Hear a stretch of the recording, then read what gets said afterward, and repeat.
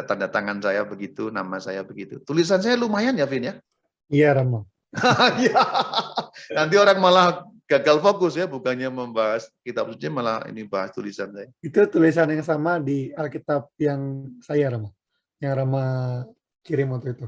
Kita lihat lagi. Ah, ya. Dari dua tokoh Katolik yang sangat terkenal juga. Yang di atas itu kutipan dari Santo Augustinus, Toledo Legge. Ini ketika waktu itu ia belum menjadi seorang Kristen, lalu lihat buku Alkitab, lalu seperti ada suara Toledo Legge. Dari banyak penulis Alkitab yang menulis dengan cara Jepang, salah satunya adalah Romo Indra Sanjaya. Yang saya rekomendasikan ya 3, KGK, itu nomor 1, lalu nomor 2, Kitab Suci Katolik tadi, yang nomor 3, Alkitab edisi studi itu. Dan sekarang saya mau membahas pengetahuan yang dibutuhkan untuk orang bisa membaca Alkitab dengan baik, terutama untuk kerasulan kitab suci dengan baik. Ada 3 hal, yaitu pengetahuan doktriner, 2 pengetahuan biblis, 3 pengetahuan teologis. Sekarang kita bahas pengetahuan doktriner. Contohnya, kita dapat membuka KGK.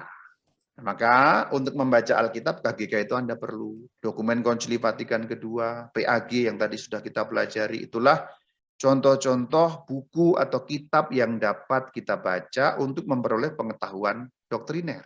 Doktriner artinya pengajaran. Berarti kita perlu mengetahui ajaran Gereja Katolik.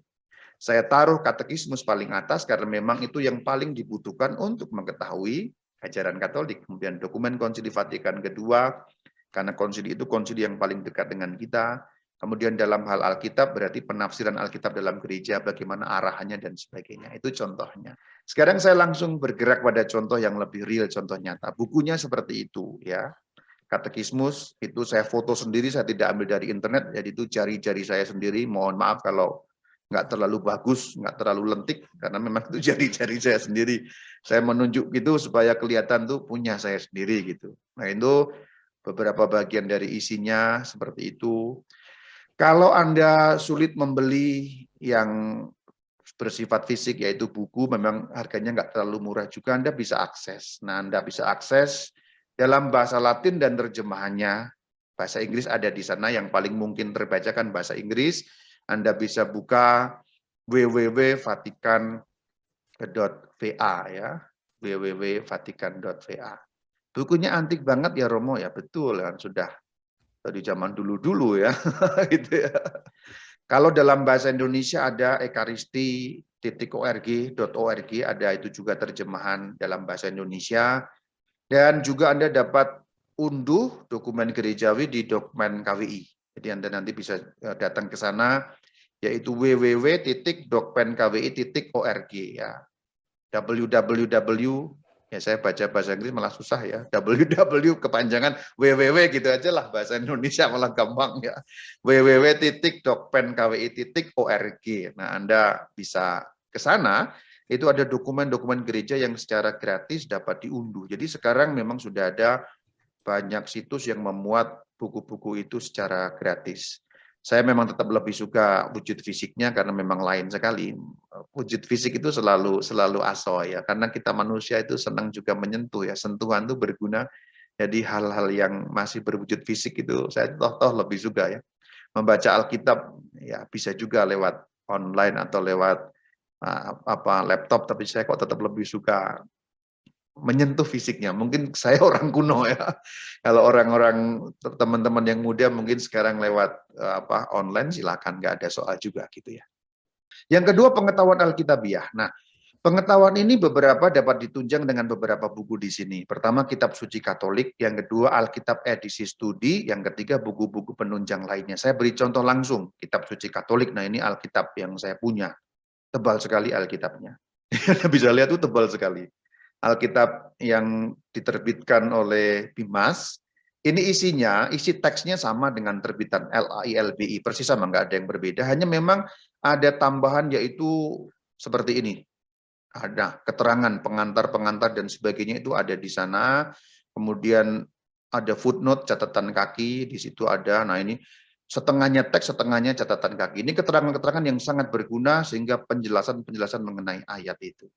Oh ya, bagian depan tadi ini, ini tanda tangan saya begitu, nama saya begitu. Tulisan saya lumayan ya, Vin ya?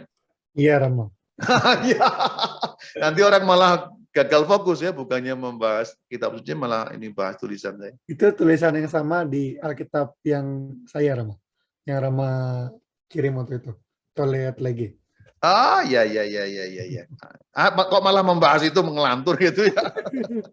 Ganti-ganti. Tapi tulisannya memang Intermezzo, Toleat Rama. Lege. Ya, Toleat Lege itu dulu ada tulisan Toleat Lege, lalu bawahnya tak kenal kitab suci, tak kenal Kristus. Ini ada dua kutipan yang sangat terkenal dari dua tokoh Katolik yang sangat terkenal juga. Yang di atas itu kutipan dari Santo Augustinus Toleat Lege. Ini ketika waktu itu ia belum menjadi seorang Kristen, lalu lihat buku Alkitab, lalu seperti ada suara Toleat Lege. Apa itu, Vin, artinya? Ambil dan bacalah. Oh, Apa pinter kebalik? karena tak kenal kitab suci, tak kenal Kristus dari siapa, Vin? Hieronymus. Ya, dari Santo Jerome atau Hierom. Santo Hieronymus. Iya. Latinnya berbunyi apa? Ignoratio scripturorum, ignoratio Christo. S. Oh, pinter loh ya. Oke, Vin pinter, asli pinter. Tapi pronunciation-nya diperbaiki sedikit, Vin. Ignoran, ya, ignoran, ya. Ignorancia, ya. GN itu dibaca, misalnya Agnus, ya itu Anyus, nah gitu. Oh, Hanya sedikit pembetulan saja, tapi yang lain sudah betul. Ya. Kalau tulisan Agnus Dei itu kan Anyus bacanya ya. iya, betul, Rama. Jadi IGN ignore gitu, inyo Iya. gitu ya. Seperti tulisan Ignatius, Agnes dalam logat Latin sebenarnya Agnes sebenarnya. Kalau saya doa syukur agung, mungkin Anda yang pernah mendengar saya berdoa ketika membaca doa syukur agung 1, Agnes, nah saya membaca menurut logat Latin, Santa Agnes. Ignatius, Ignatius, ya betul juga kalau dalam bahasa Indonesia, Ignatius kita mengucapkan. Tapi kalau dalam logat Latin, Ignatius. Hanya soal-soal kecil ya. Nah ini isi dalamnya. Ini luar biasa isinya. Sayangnya memang Alkitab ini sulit sekali didapat. Yang namanya Alkitab Katolik atau Kitab Suci Katolik ini. Padahal isinya sangat luar biasa. Pengetahuannya dalam sekali di teks-teks yang ada di dalamnya. Nah, kemudian Alkitab edisi studi. Ini lihat ada proses pembentukan Alkitab dan macam-macam peta-peta dan bagusnya adalah berwarna.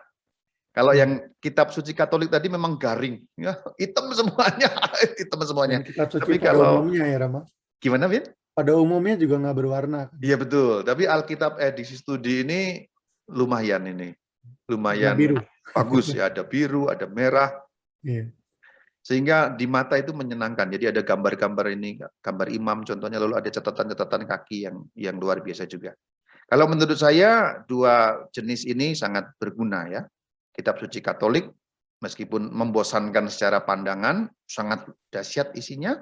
Kemudian yang di sini Alkitab edisi studi juga luar biasa, termasuk juga menyenangkan juga untuk dibaca. Nah ini kalau ini termasuk baru, ini terbitan yang lebih baru. Nah contoh buku penunjang misalnya tentang Alkitab dari Romo Indra Sanjaya dan beberapa kitab-kitab yang lain ya. Artinya ini hanya salah satu contoh ya. Ini buku-buku kecil yang berguna, ditulis oleh ahli, tapi ditulis dengan cara Jepang menurut saya. Dari banyak penulis Alkitab yang menulis dengan cara Jepang, salah satunya adalah Romo Indra Sanjaya. Ini Jepang jelas dan gampang, tulisannya juga ringan, padahal ilmunya luar biasa beliau. Contoh buku-buku yang lain, ya mungkin tidak usah sedahsyat itu, ini juga Kamus Ibrani untuk Perjanjian Lama ya, lalu pengantar bahasa Ibrani ya, kalau mau belajar bahasa Ibrani, ya silahkan. Ada juga, nah ini Yunani ya. Ini buku-buku saya sendiri yang saya ya miliki untuk memiliki pengetahuan. Mungkin karena Anda bukan seorang presbiter, mungkin tidak usah seheboh begitu. Tapi kalau Anda suatu kali punya kesempatan membeli Alkitab edisi studi, contohnya, belilah. Atau kalau suatu kali mendapat kesempatan mendapat waktu untuk mendapat buku ini, yang Bimas punya, ya dapatkanlah. Kalau pastor punya, Anda minta pada pastor. Atau cara yang lain ya. Itu sekedar beberapa contoh mengenai buku-buku penunjang dan sebagainya. Yang terakhir, pengetahuan teologis.